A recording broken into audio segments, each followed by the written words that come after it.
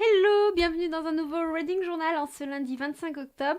Je vous retrouve toute pomponnée parce que je viens de vous tourner le book haul que vous avez sûrement déjà vu au jour où je vous poste cette vidéo. Enfin, pomponnée au moins en haut parce que en bas c'est en mode survêt, tenue cocooning pour être à la maison en ce lundi de repos parce que j'ai travaillé tout le week-end. Je vous ai laissé d'ailleurs un petit peu là-dessus dimanche puisque je vous avais pris pendant ma pause pour clôturer un petit peu, vous parler de la fin et mon ressenti de Dor et d'oreiller de Flor Vesco. Et aujourd'hui, j'ai terminé Une lueur dans l'obscurité de Andrea Generali, publié chez Cherry Publishing. C'est une lecture que j'ai beaucoup aimée, même si il y a 2-3 petits trucs qui m'ont dérangé. Je vais vous expliquer le pourquoi du comment. Donc ce matin, j'ai voulu terminer cette romance historique. C'est une romance où on est plongé au cœur de la Seconde Guerre mondiale. Au cœur non, parce qu'en fait la France est sous l'occupation allemande et voilà, on va dire que le front de guerre n'est pas en France même, donc on n'est vraiment pas sur le front de guerre non plus. Et nous allons suivre Michel qui est une jeune fille qui manque beaucoup de confiance en elle, une jeune fille qui aide son père à la ferme, mais un jour elle va devoir trouver un travail pour aider celui-ci. Elle va trouver un travail dans une grande maison, mais cette maison va être le logement du régiment de l'armée allemande qui doit surveiller un petit peu la ville, qui doit patrouiller, et donc elle va faire le ménage là-bas. Là-bas, elle va rencontrer un capitaine allemand, un capitaine qui va tout faire pour séduire la jeune femme, être là pour elle. Elle va totalement craquer.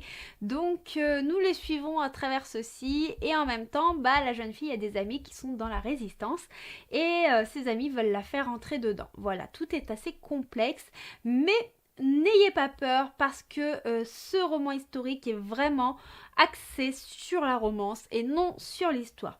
Si vous voulez, l'historique est l'ambiance de fond, mais la romance est la trame principale.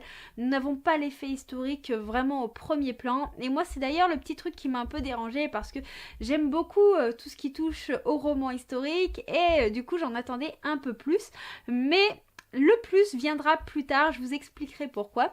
Donc on suit vraiment cette jeune femme avec la relation qui se met en place entre elle et le capitaine, le regard des autres, le peur d'être jugée par rapport au fait que elle ne considère pas tous les Allemands mauvais et ce capitaine qui apparemment a un certain bagage au sein de l'armée qui est très connu et qui aurait fait des choses qui ne paraissent pas forcément très nettes. Forcément, en même temps, en étant dans l'armée, on peut pas être blanc à 100%, c'est très très compliqué. Comme on dit, faut tout faire pour sauver sa vie. Donc on est dans ce contexte-là, on va aborder tout ce qui touche à la chasse des juifs, on va parler de la zone libre, on va parler de la résistance, on va parler brièvement de Gaulle, mais c'est vraiment très brièvement.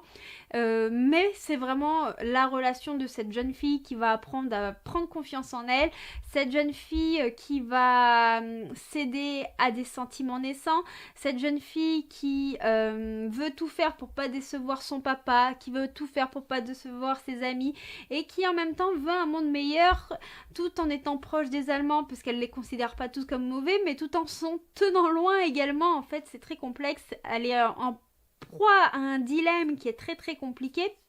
Donc voilà, on suit cette histoire un petit peu comme ça. Donc moi, comme je vous ai dit, j'aurais aimé un peu plus de description historique, qu'on aille un peu plus en profondeur, mais si vous débutez justement dans la romance historique, c'est parfait. J'ai appris par l'autrice en discutant un petit peu avec elle ce matin de mon ressenti que justement on allait avoir un tome 2 qui serait du point de vue du capitaine et donc là nous serons vraiment plus au cœur de la guerre et donc là nous aurons un peu plus de détails et j'ai vraiment très hâte de découvrir ce point de vue parce que moi c'est ce qui m'intéressait dans ce roman là. Voilà pour les petites nouvelles du jour, je vais donc vous laisser, j'ai des petites photos Instagram à faire, des petits articles à programmer pour la semaine puisque comme vous le savez j'aime bien programmer tous mes articles, mes chroniques et tout à l'avance comme ça, quand je suis au boulot, je n'ai pas grand chose à faire, ça me met beaucoup moins de pression. Je vais donc m'occuper de tout ça, je ne sais pas encore ce que je vais lire pour la suite, je vous montrerai ça un petit peu plus tard.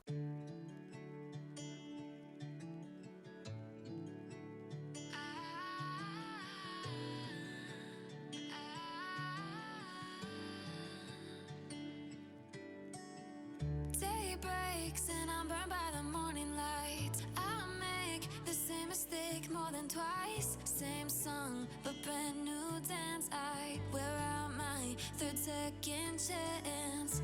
You take my breath and I can't get it back. Might be time for me to face the facts. The best me is with you, but I know I got a lot to prove. They think we're too damaged to fix, but we're just working through a little rust. They like to say we're just young, but I know we won't give this up. Sometimes I lose my mind, and some days it's hard to find the reason why you stay by my side.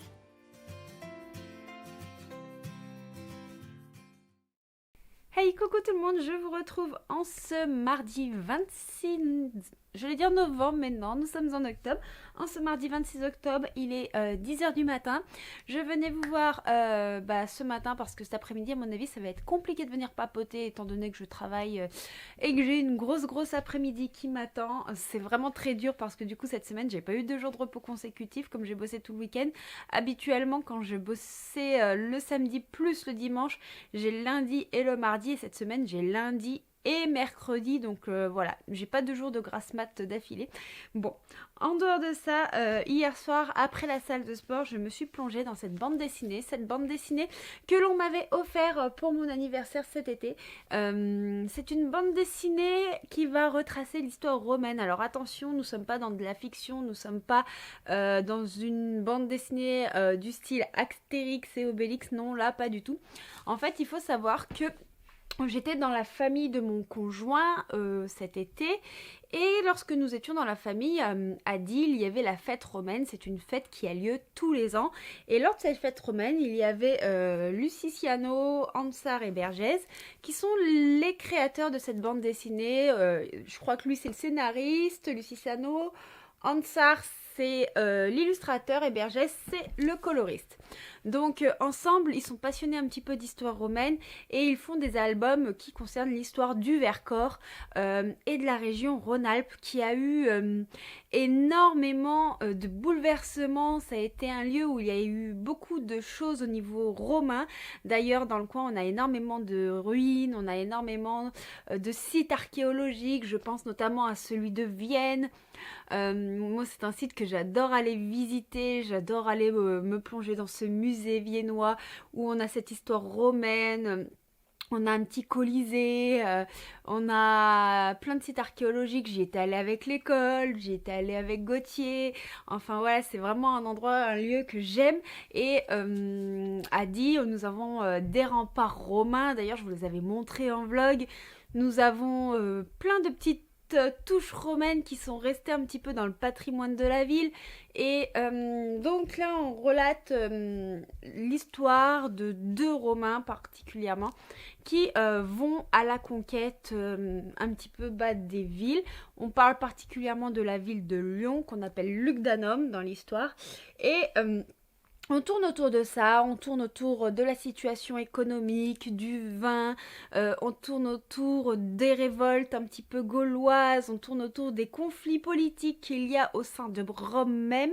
C'est une année où il y a eu 4 empereurs, d'ailleurs le titre nous le dit, nous sommes en 68 et il y a également un côté de Rome où il y a une guerre contre les Juifs, enfin il y a beaucoup de choses qui rentrent en perspective. Alors en lisant l'album, j'ai pas forcément compris toutes les subtilités parce que c'est vraiment historique, c'est vraiment une BD qui est très documentaire, c'est une BD qui est très bien faite. D'ailleurs, je vous ai fait des rushs pour vous montrer un petit peu tout ça hier soir quand je lisais. Et alors, les graphismes sont vraiment sublimes. Moi, je me suis vraiment délectée, j'ai passé un excellent moment à les découvrir. Et voilà, on est vraiment plongé au niveau de la Gaule lyonnaise, de ces Gaulois, de ces Romains qui cherchent à avoir le dessus. Et en même temps, si vous comprenez pas tout, à la fin, il y a des pages explicatives. Ces pages, par exemple, vous expliquent ce que c'est l'année des 4 empereurs et vous remet tout le contexte historique. D'ailleurs, je pense que c'est bien de peut-être les lire avant de vous plonger dans l'album afin de mieux comprendre, mieux vous imprégner de cette atmosphère.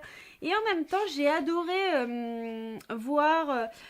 la façon dont c'est fait, vous voyez, on a la société romaine au 1er siècle, un univers extrêmement cloisonné, donc on a plein d'explications, la place de la femme, les tenues, la Rome antique au cinéma, avec la perception que l'on a, nous, et ce qui était réel. On a aussi la place des esclaves, leur affranchissement, comment ça fonctionne au niveau de leur descendance. Et ça permet de bien comprendre le contexte de cette bande dessinée qui relate l'aventure de ces personnages qui ont eu une grande incidence sur la conquête du territoire pour la romanisation. Donc j'ai trouvé ça vraiment sympa, c'est une BD qui m'a énormément plu. Je trouve que c'est bien, c'était très documentatif, on apprend beaucoup de choses, on a énormément d'a priori ou des choses que l'on voit à travers les séries, par exemple comme dans Spartacus par rapport aux gladiateurs, les femmes qui sont très peu pudiques, les tenues, et en fait on apprend qu'en réalité non. Les tenues, c'est pas réellement ça. On apprend beaucoup de choses au niveau traditionnel et ça, c'est vraiment génial. J'ai beaucoup aimé cet aspect-là.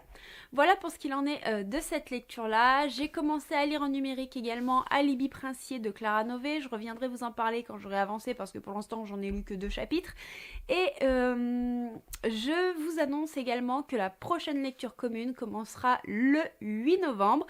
Ce sera sur Un sort si noir et éternel de Brigitte Kimmerer. J'ai pas le livre avec moi mais je vous mettrai la photo juste ici parce qu'il est dans le salon et j'ai la flemme d'aller le chercher. Cette fois-ci, j'ai pas envie de faire un chapitrage comme d'habitude parce que des fois je me dis que ça peut peut-être en bloquer certains pour faire la lecture commune étant donné qu'on n'a pas tous le même rythme de lecture. Donc le truc c'est qu'on se retrouve sur Discord comme d'habitude. Le lien est toujours en barre de description sur toutes mes vidéos. Et sur Discord, on discute un petit peu de l'avancée, de notre lecture, tout ça.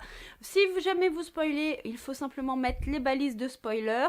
C'est 2 traits avant et 2 traits après votre message, comme ça le balise et au moins on peut discuter de cette lecture, en profiter, c'est une belle réécriture de La Belle et la Bête.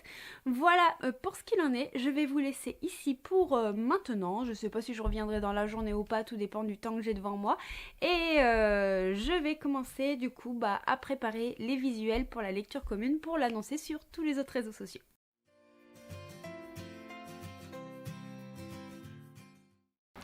Hey, coucou, je vous retrouve en ce mercredi 27, je suis en récupération de dimanche. Bon, je suis dans la cuisine en pyjama, pas coiffée, rien du tout. Mais j'avais envie de venir vous papoter avec vous. Là, je suis en train de me faire des œufs, j'avais envie de brouiller ce matin pour le petit déjeuner.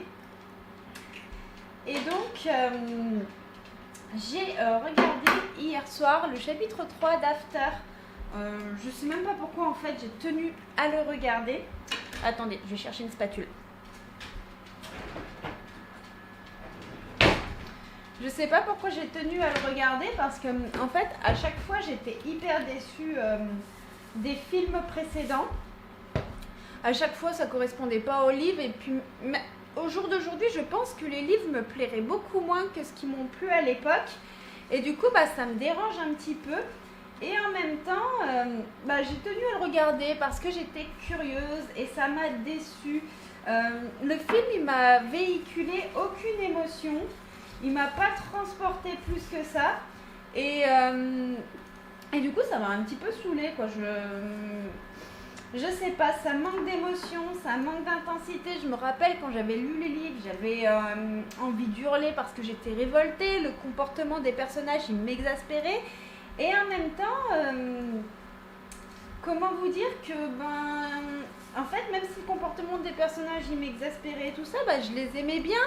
J'avais envie de les voir évoluer, j'avais envie de les voir grandir, j'avais envie de voir quelque chose se mettre en place comme un happy end. Et là, c'était pas du tout le cas, ça m'a dérangé. En fait, le seul truc qui m'a véhiculé les émotions, c'est les musiques du film. Et les musiques, tout simplement parce que c'est des musiques que je connaissais, que j'ai écoutées dans d'autres contextes.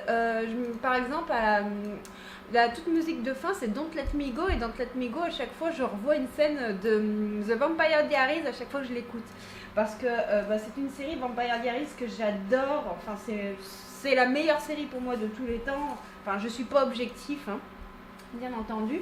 Et donc, voilà, ça m'a un petit peu déçue de ce côté-là. Et après avoir du coup regardé After, je me suis plongée du coup dans Alibi Princier de Claire Hanaway. D'ailleurs, j'ai la liseuse à côté de moi parce que j'arrive pas à le lâcher. Donc là, j'en suis au chapitre 27 à 75% du livre. Et j'adore, je sens venir le coup de cœur. Ouais, je pense que ça va l'être. Enfin, tout dépend de comment ça se termine et de comment je vais vivre le reste de l'histoire. Mais en fait, on suit Sacha. Sacha, elle est au chômage depuis un certain temps. Sacha, elle n'arrive pas à trouver un emploi qui lui convient dans son domaine qui est l'écologie. Et donc, elle cherche, elle trouve pas. Et il y a son meilleur ami qui lui dit, écoute, en ce moment, il y a un marché qui va enfin prendre forme. Ce serait en Silésie, c'est une petite principauté. Et là-bas, il s'y passe pas grand-chose. Et en Silésie, il y a le prince Ludwig. Ludwig, c'est un chaud lapin, il a mauvaise réputation. Et son père aimerait redorer son blason. Quand elle va aller passer son entretien, Sacha ne pourra pas prendre le poste parce qu'elle n'a pas la nationalité sarésienne. Donc elle va être en pleurs et elle va rencontrer le prince dans des circonstances assez inopportunes, pas très appropriées. Et une photo faite par un paparazzi va les montrer ensemble dans un journal.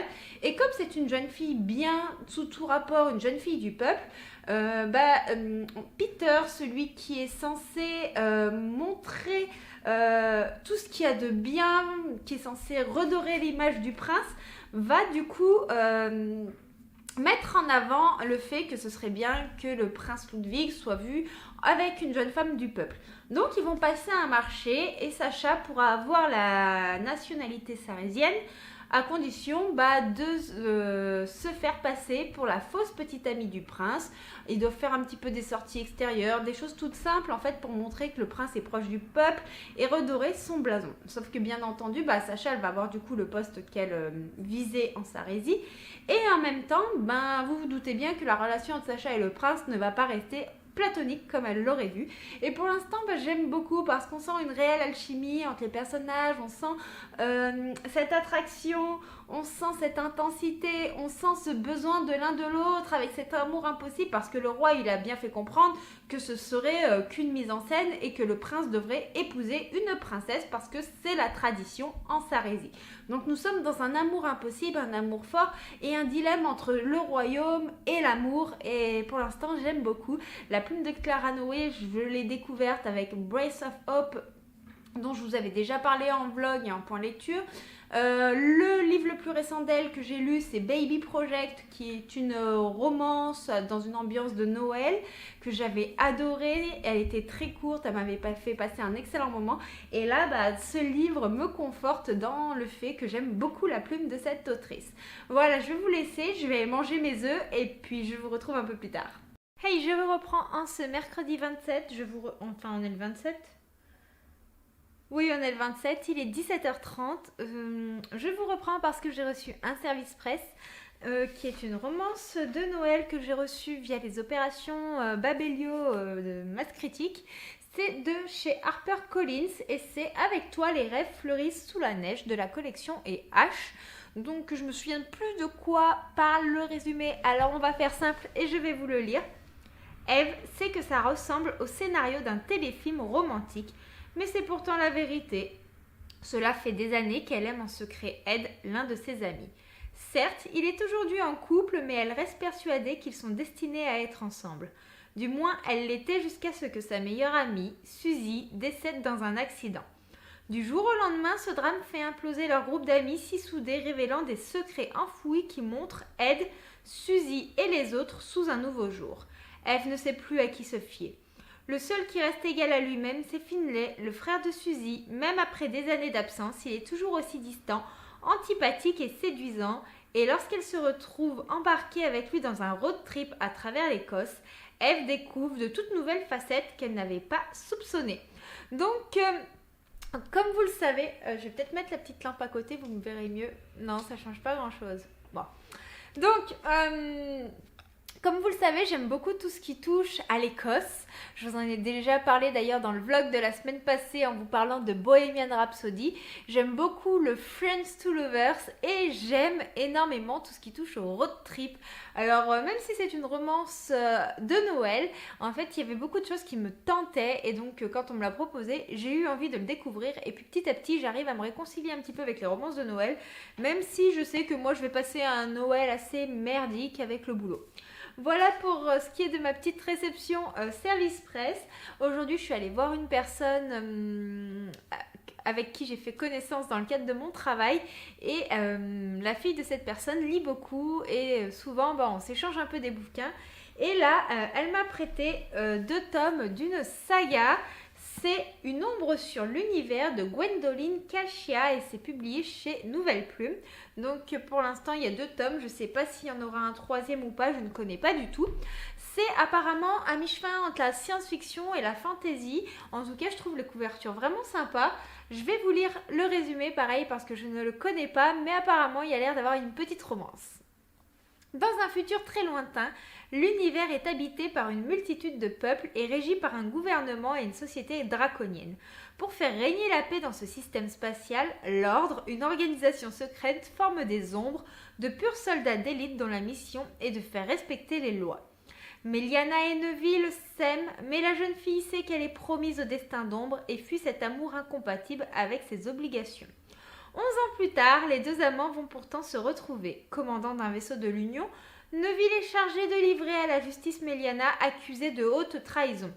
Elle est devenue la femme à abattre pour Lucius Heliostat, un sénateur dont les rêves de gloire vont mettre l'univers en danger. Déchirés entre sens de devoir et désir de justice, Meliana et Neville sauront-ils faire les bons choix ? Donc voilà, c'est un roman très futuriste, mais avec de la romance. Et s'il y a de la romance, il y a des chances que ça me plaise. Voilà, comme vous savez, j'aime beaucoup l'imaginaire. J'ai un peu plus de mal avec la science-fiction, mais si on a un peu de romance qui fait partie un petit peu de cette science-fiction, bah forcément, ça passe toujours un peu plus facilement. J'ai continué à avancer dans Alibi Princier, mais j'ai dû stopper ma lecture à regret parce que j'avais des papiers à faire au niveau administratif. J'avais un petit peu d'entretien de la maison, puis je suis allée rendre visite à cette personne pour qui j'ai beaucoup d'estime et j'avais envie de passer un petit moment privilégié sans compter le temps. Donc c'était vraiment chouette, c'est vraiment important de prendre du temps pour soi au quotidien, de pouvoir dire bon bah je lâche un petit peu la pression et là je commence à ressentir un petit peu cette pression moindre depuis que je suis passée à 2 vidéos par semaine et ça m'a fait du bien hier soir. Sinon je ne sais plus si je vous l'ai dit ce matin, si je vous l'ai dit que j'avais regardé After, ah là là je perds la mémoire et actuellement je regarde la série Dynasty. C'est une série que je suivais au fur et à mesure et puis je pensais avoir terminé la saison 3 mais non, je m'étais arrêtée à la mi-saison, ce qui est bien dommage. Donc là j'ai rattrapé mon retard dans la saison 3 et ça y est, j'ai pu attaquer la saison 4 et j'aime toujours autant suivre cette famille de barjots, cette famille qui a des moyens, qui va dans l'opulence, l'extravagance, c'est même trop, avec ces conflits mais qui n'ont ni queue ni tête. Enfin voilà, je m'éclate à regarder ça. Donc voilà, je vais vous laisser ici. Je vais aller prendre mon goûter parce que j'ai toujours pas goûté, oui. Ensuite, je vais commencer à préparer le repas parce qu'on va pas tarder à aller à la salle de sport quand Gauthier va rentrer. Et j'espère pouvoir terminer Alibi Princier parce qu'il me reste vraiment pas beaucoup de pages. Hey, il est 11h30, finalement on n'est pas allé à la salle parce que, comment dire, que je me suis endormie comme une larve sur le canapé. Donc bon, bah c'est une séance de perdu. Mais bon, je vous avoue que ces derniers temps, la régularité à la salle de sport, c'est pas ça, entre la fatigue, le boulot, un manque de motivation globale, je dirais. Ouais, un manque de motivation... Arrête de te foutre de ma figure, toi. Il y en a un qui se fout de ma figure derrière parce que il m'a vu installer le set de tournage et voilà. Bon, du coup, il part. Qu'est-ce que tu fous? Bon, pardon. Excusez-moi pour cet aparté. Donc oui, on n'est pas allé à la salle, je me suis endormie, du coup on a mangé, on s'est dit bon bah dans ce cas on reste tranquille. Bon, faut que le sport reste un plaisir. Généralement quand j'y suis je prends plaisir, mais bon c'est vrai que bah par moment on a besoin aussi de se reposer, comme je vous disais tout à l'heure, c'est important. Donc, après le repas, j'ai terminé du coup Alibi Princier de Clara Nové. Et j'ai adoré. Finalement, c'est pas un coup de cœur, mais on n'en est pas loin. On n'en est pas loin. Je vais pas vous refaire le speech de l'histoire parce que je vous l'ai fait ce matin. Mais globalement, j'ai adoré cette histoire. J'ai adoré voguer en Sarésie, où on découvre cette principauté où on se sent chez soi, même si on est dans un contexte politique, on a l'impression d'être en famille. On a des sujets très très forts que Clara Nové aborde. Elle aborde l'écologie, mais elle l'aborde d'un point de vue qui est vraiment intéressant parce qu'ils doivent se rendre à une conférence en France sur l'écologie à un moment du récit. Et notre héroïne, qui est une spécialiste là-dedans, va faire remarquer que prendre un jet privé, c'est pas idéal, que il faut faire attention à la façon dont on s'habille et tout ça, parce que c'est bien de promouvoir des règles écologiques, mais si on ne montre pas l'exemple auprès du peuple, par exemple, à un moment, ils voulaient prendre la limousine pour aller à un endroit où ils pouvaient très bien aller à pied, et justement, bah, elle leur a fait la remarque. Et c'est tous ces petits détails que j'ai trouvé très intéressants. Et on a d'autres messages forts, des messages forts qui vont considérer la famille, qui vont montrer que bah, c'est très important, que peut-être que bah, y a des futilités qui sont absurdes et qui peuvent casser des liens, et cela serait trop dommage. On a aussi beaucoup de messages concernant l'acceptation à travers notre héroïne, parce qu'il faut savoir que notre prince Ludwig se faisait que des mannequins, et bah notre héroïne c'est pas une mannequin, elle fait du 42, elle est pas grosse, mais c'est pas non plus une taille hyper fine, et lui il la trouve belle, et elle arrive pas à comprendre qu'il la trouve belle, tout simplement parce que bah elle fait pas la taille de toutes les autres filles qu'il avait l'habitude de fréquenter, et donc on est face à ces complexes, face à l'acceptation et face à se dire bah non, en fait on peut être jolie sans faire une taille type.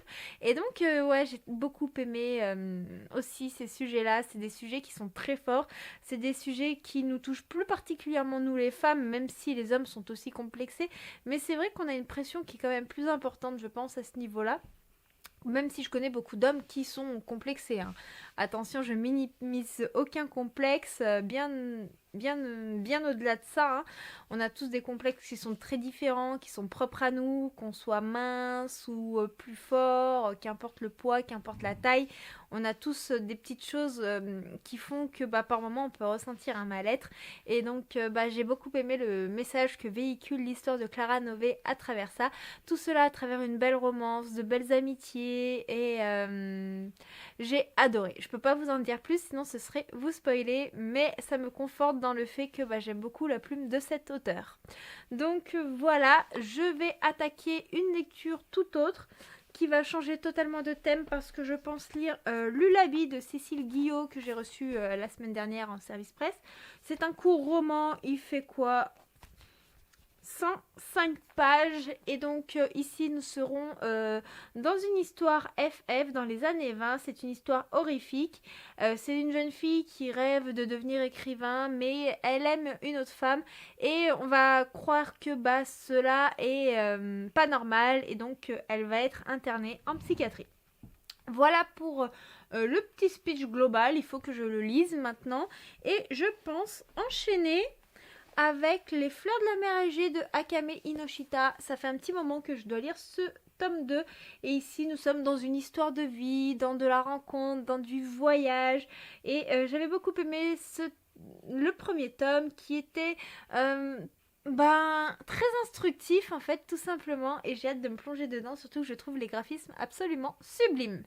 Voilà, je vais vous laisser ici pour ce soir, parce que je pense que j'ai assez blablaté pour la journée, et puis je vous reprendrai bientôt, et puis je vais vous faire une petite capture pour que vous puissiez admirer la beauté de ces dessins.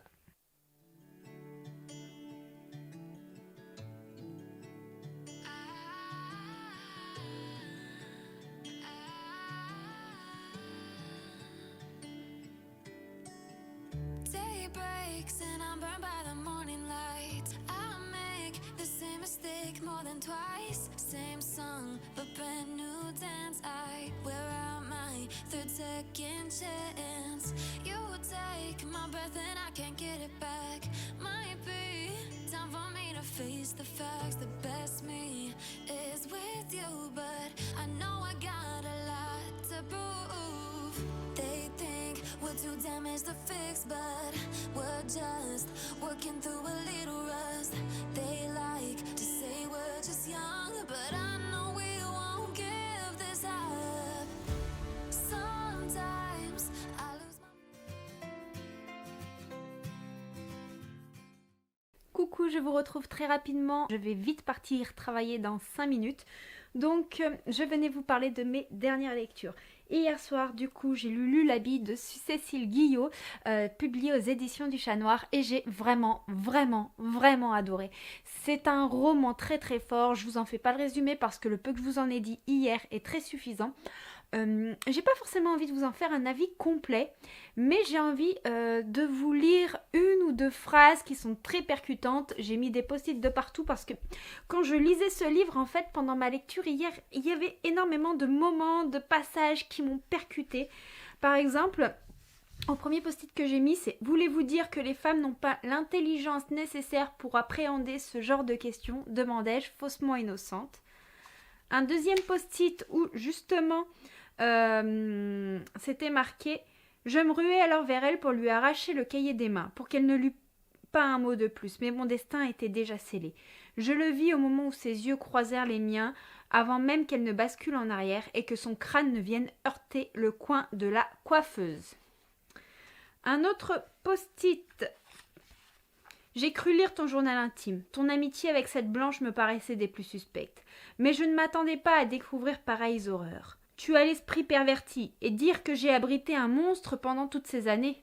C'est que des petits passages comme ça qui ont fait écho en moi, qui m'ont serré le cœur.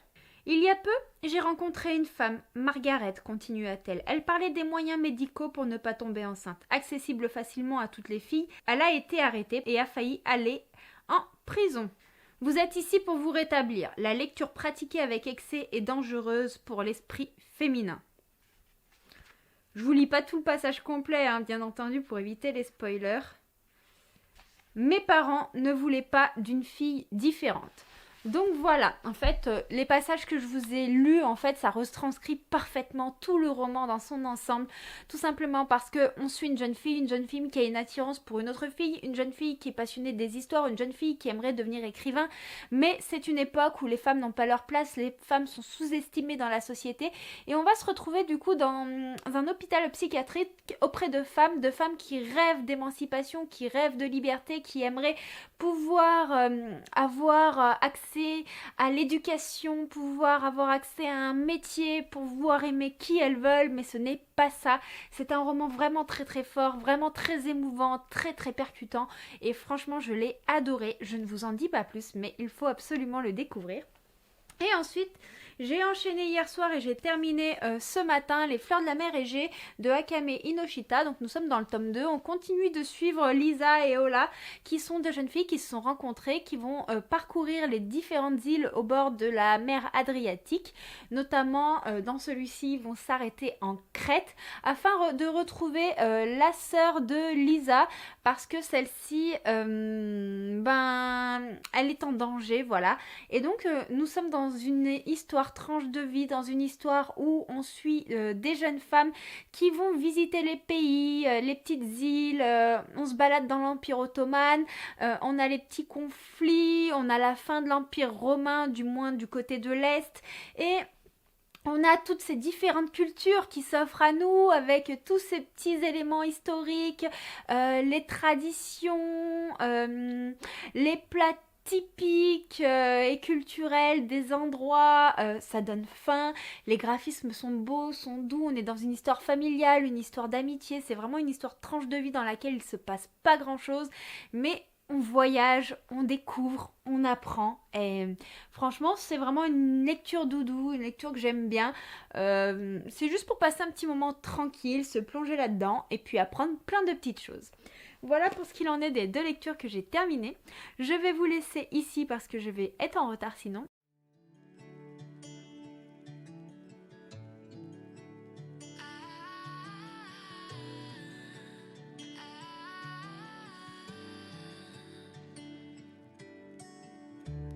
breaks and I'm burned by the morning light.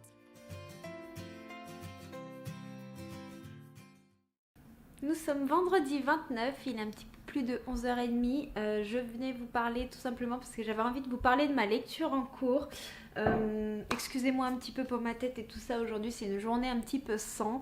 Je vais pas rentrer dans les détails, mais en ce moment il y a pas mal de soucis et je pense qu'aujourd'hui j'ai un petit peu le retombé un petit peu de tout ce qui s'est passé ces derniers jours. Rien de grave, hein, rien de grave, mais bon, j'essaie toujours de rester positive, mais il y a des moments où c'est un petit peu difficile. J'ai pas envie de m'en cacher non plus ici, même si j'ai pas envie non plus de m'étaler sur le sujet. Mais là, je suis en train de lire un livre qui, lui, me fait beaucoup de bien. Un livre que j'ai commencé hier. Un livre, là, j'en suis à 62%. Je suis installée avec une petite tasse de thé, ma liseuse. Je vais pas tarder à manger parce qu'il va falloir que je file bosser. Mais autant dire que c'est une lecture que j'adore. Il s'agit de Un chalet dans mon boss pas un chalet dans mon boss, Un boss dans mon chalet de Erin Graham, publié chez les Éditions Addictives. Donc je l'ai pris en numérique parce que j'adore la plume de cette autrice et encore une fois elle sait me toucher. En fait, on suit une jeune femme qui est tombée enceinte lors d'un coup d'un soir. Elle ne connaît pas le mec, son nom, tout ça, elle n'a pas pu le recontacter, puis elle a décidé de garder l'enfant et elle est en freelance, mais elle a été embauchée par une entreprise pour travailler pour eux via son entreprise à elle. Mais un jour, en fait, elle va accoucher et le fils de son boss, qui prend le relais le temps des fêtes de Noël, a besoin d'elle parce qu'il n'arrive pas à gérer certains dossiers qu'elle gérait elle totalement. Donc il va aller la voir à la maternité et les parents de celle-ci vont le prendre pour le père du bébé, parce que la jeune femme, Valentine, n'avait pas osé leur dire tout simplement qu'elle ne connaissait pas le père, elle avait peur de les décevoir et surtout de la réaction de sa maman. Donc qu'est-ce qui se passe? Voilà, ils vont se retrouver dans une situation un petit peu impromptue. Il va rien comprendre, il va laisser couler et puis un jour en fait il a besoin d'elle, il va aller la voir dans son chalet où elle habite et en fait il va percevoir que Valentine ne gère rien du tout, qu'elle est en plein baby blues, qu'elle ne se sent plus femme, elle se sent vraiment submergée et c'est quelque chose qui est assez commun et il va l'aider dans son quotidien et là la famille va redébarquer et donc ils vont devoir jouer un drôle de jeu. Je trouve ça très drôle, c'est très comique. Et en même temps, il y a énormément de sentiments. La plume d'Erin Graham, elle est très addictive. Et j'ai adoré, tout simplement. J'adore encore. Là, va falloir bientôt que je mange puisque je commence à 12h30, donc ça me fait partir vers 12h10 de chez moi. Mais j'ai vraiment pas envie de lâcher cette lecture. J'adore, je passe un excellent moment. Je pense que c'est elle qui me permet de tenir un petit peu aujourd'hui, sachant que la matinée elle a commencé un petit peu sur les chapeaux de roue. Je suis allée faire les courses, même si je les avais fait lundi, parce que comme lundi qui arrive c'est férié, je peux pas faire mes courses. Alors en soi si je peux, puisque le magasin est ouvert le matin, mais moi qui travaille les dimanches et les jours fériés, je sais à quel point c'est pénible de travailler ces jours-là et donc en fait j'ai pas envie de l'imposer au personnel des supermarchés, donc j'ai fait mes courses un petit peu plus tôt, histoire qu'on puisse tenir une semaine de plus. Voilà pour ce qu'il en est de mon blablatage, de mes lectures. Je reviendrai vous voir quand je l'aurai terminé, quand j'aurai d'autres choses à blablater et puis voilà tout simplement.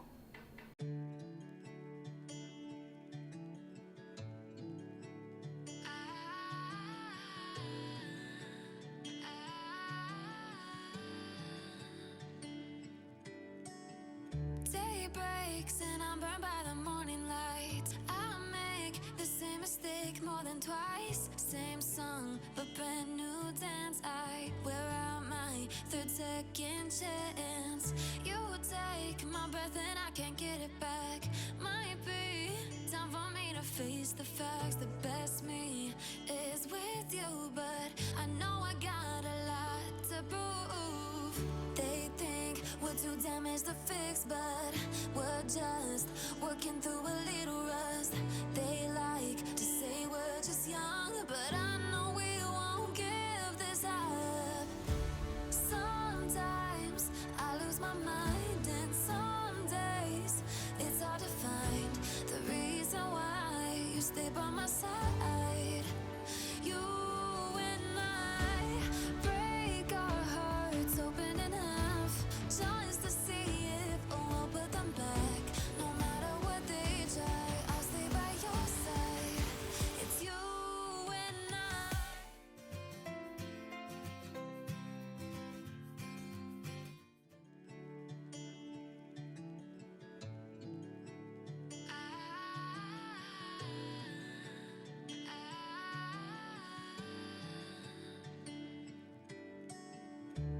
day breaks and I'm burned by the morning light. I make the same mistake more than twice. Same song, but brand new dance. I wear out my third second chance. You take my breath and I can't get it back. Might be time for me to face the facts. The best me is with you, but I know I got a lot to prove. They think we're too damaged to fix, but we're just working through a little rust. They like to say we're just young, but I know we won't give this up.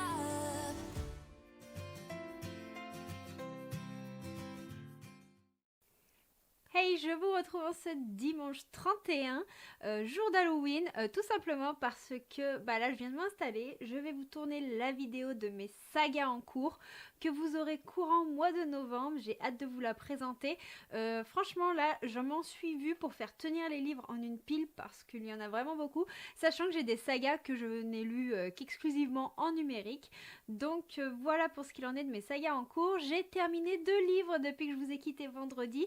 Alors hier je vous ai pas pris, mais comme j'étais au boulot c'était un petit peu compliqué et ça m'a pas empêché de finir un livre, ça m'a pas empêché de passer une soirée un petit peu cocooning en se regardant l'étrange Noël de Mr. Jack avec Gauthier. Je n'avais jamais vu ce dessin animé et je m'étais dit que du coup à l'approche d'Halloween c'était le moment idéal tout simplement pour découvrir un petit peu ce roman-là. Donc ce roman-là, plutôt ce film-là, ce sera plus clair dit comme ça. Donc j'ai trouvé ça sympathique, je m'attendais pas du tout à une telle histoire, je ne m'attendais pas du tout à cette atmosphère, mais j'ai passé un très très bon moment. Concernant les livres que j'ai terminés, il y a Un boss dans mon chalet de Erin Graham, je vous en ai déjà parlé vendredi et c'est un coup de cœur monumental. J'ai totalement adoré. Je ne vous refais pas le résumé parce qu'il me semble que je vous l'ai déjà fait, mais c'est une histoire qui est tellement forte, c'est une histoire d'amour. On suit 2 personnages avec un amour si pur. On suit une maman, une jeune maman qui vivait pour son travail et qui du jour au lendemain se retrouve chez elle en congé. Et pendant ce congé, elle ne va plus se sentir femme, elle va se sentir maman. Et en même temps, être maman, c'est tout nouveau pour elle. Et elle ne sait pas comment réagir, elle ne sait pas comment faire avec cet enfant. Elle se sent totalement submergée. Et puis, il y a Antoine, ce patron avec qui elle travaille, même si elle est à son compte. En fait, son entreprise a été embauchée en freelance pour la boîte d'Antoine et de son père. Et il a vraiment besoin d'elle pour un dossier. Il va vers elle de façon totalement égoïste. Et en fait, il va pas se douter que en lui demandant de travailler sur un dossier en particulier, il va lui redonner vie, il va lui redonner espoir. Et c'était tellement beau, c'était intense. Et en même temps, il va aider Valentine pour qu'elle puisse s'occuper de ce dossier, c'est-à-dire qu'il va l'aider à s'occuper du petit Milo, il va l'aider à remettre sa maison en ordre, il va l'aider à se retrouver elle en tant que femme, et il ne pouvait pas lui faire un plus beau cadeau. Bien entendu, tout ceci est mis dans le contexte du fait qu'il est pris pour le papa du gamin alors qu'il ne l'est pas du tout, et je vous avoue que je trouve ça foncièrement drôle. Et en fait, on suit vraiment un amour maternel pur, mais en même temps, même si elle aime son enfant, on suit les craintes qui vont avec et le fait d'avoir peur de ne plus vivre pour soi et de vivre uniquement pour son enfant. Et on suit aussi la construction d'un amour, d'un couple qui se forme mais qui ne voit pas en fait qu'il va vers un couple. C'est un schéma assez classique en romance, mais c'est tellement bien décrit. Erin Graham, elle magnifie les mots de telle façon à ce que vous êtes envoûté. Et on suit des liens familiaux, on suit l'amour d'Antoine envers ce petit bébé auquel il ne pensait pas s'attacher, lui qui n'a pas du tout la fibre paternelle de base. Il va se découvrir que cet enfant le captive, il y a cette attraction, on suit la naissance d'un amour, la naissance d'un couple, la construction d'une famille et en même temps toutes les craintes qui vont avec. J'ai beaucoup aimé, j'ai trouvé ça très intense. Ici nous sommes dans une romance sous fond des fêtes de fin d'année parce que nous avons tous ces événements qui se propulsent au mois de décembre avec la préparation des fêtes de Noël. J'ai trouvé ça extrêmement beau, extrêmement touchant et c'est le sujet de la famille, c'est le sujet de la reconstruction, la peur de décevoir qui m'a beaucoup touchée. Après avoir terminé Un boss dans mon chalet, j'ai enchaîné du coup avec toi les rêves fleurissent sous la neige de Mary McFarlane, publié à la collection E.H. Ce roman sort le 3 novembre et je dois dire que je m'attendais à une romance de Noël au vu de la couverture, au vu du titre et pas du tout. En fait, nous sommes dans une histoire où nous suivons Eve. Eve, elle est avec ses amis, ils passent beaucoup de temps ensemble, ils font des soirées et à l'affût d'une soirée, il rentre chez elle et il va arriver un malheur, c'est que sa meilleure amie va malencontreusement perdre la vie. Sa meilleure amie, c'était un petit peu le pilier du groupe, c'était le quatuor en fait, et du coup il se retrouve simplement à 3 à gérer les obsèques de Suzy, à gérer la famille de Suzy, puisque Suzy n'avait plus que son père et son frère, mais son frère et elle étaient totalement brouillés, celui-ci était parti aux États-Unis et le père n'a plus toute sa tête, il se rend pas compte que sa fille est tout simplement morte. Eve, elle va tout faire pour lui faire un enterrement digne de ce nom et elle va essayer d'accepter la mort de sa meilleure amie qui est à la fois son âme sœur et pour cela ça va être compliqué parce que en s'occupant de ses affaires elle va découvrir des choses et elle va découvrir que Ed qui est également son meilleur ami et celui de Suzy lui a caché des choses, sachant qu'elle est amoureuse de Ed depuis l'enfance et qu'elle espérait que cette relation évolue. Ça va bien entendu tout mettre en perspective et leur groupe va en prendre un sacré coup. Et puis il y a ce frère Finlay, le frère de Suzy qui va réapparaître et qui va essayer de comprendre un petit peu les liens d'amitié qui unissent ce groupe et qui va essayer de comprendre un petit peu la vie de sa sœur et cet être qui était pris pour un être malveillant en réalité va montrer une personnalité qui va surprendre Eve, cette jeune femme qui manque totalement de confiance en elle et qui avait espoir de voir beaucoup de choses évoluer. C'est une histoire de prise de conscience, c'est une histoire de deuil. Oui, le deuil est vraiment énormément travaillé et je me suis un petit peu leurrée sur ce livre parce que comme je vous ai dit, j'ai cru que c'était une romance de Noël et les premiers chapitres sont totalement hilarants avec un groupe d'amis totalement barré et d'un coup il arrive ce drame qui va bouleverser tout le livre et c'est comment dire, c'est dur, c'est triste, ça ne laisse pas insensible et totalement, moi ça m'a fait l'effet d'un coup de poing. Je dis pas que j'ai pleuré, mais j'en étais pas loin. Les émotions sont totalement palpables. Nous avons une romance, mais la romance n'est clairement pas le sujet principal de ce roman. On parle de deuil, on parle de famille, on parle de maladie et on parle de liens d'amitié très forts. Voilà pour ce qu'il en est sur ce roman. J'espère que il vous plaira si vous craquez dessus. En tout cas, c'était une magnifique histoire. Et pour terminer pour aujourd'hui, je pense lire L'Empire d'écume de Andrea Stewart, publié chez Brajlon, collection Big Bang. Pourquoi ? Parce que nous sommes à Halloween, que nous allons être plongés dans la magie des os, tout cela dans un empire, et que ça m'intrigue absolument. Je pense qu'il sera vite lu parce que même s'il fait près de 500 pages, c'est écrit très gros. Voilà, et je le trouve absolument magnifique. Voilà pour ce qu'il en est de ce petit vlog. J'espère que cette semaine en ma compagnie vous aura plu. Moi j'ai été ravie de partager un petit peu mon quotidien avec vous. Je pense que là du coup je vais m'atteler au tournage de la vidéo de mes sagas en cours. Et je vous dis du coup à très bientôt pour une prochaine vidéo. Ciao ciao.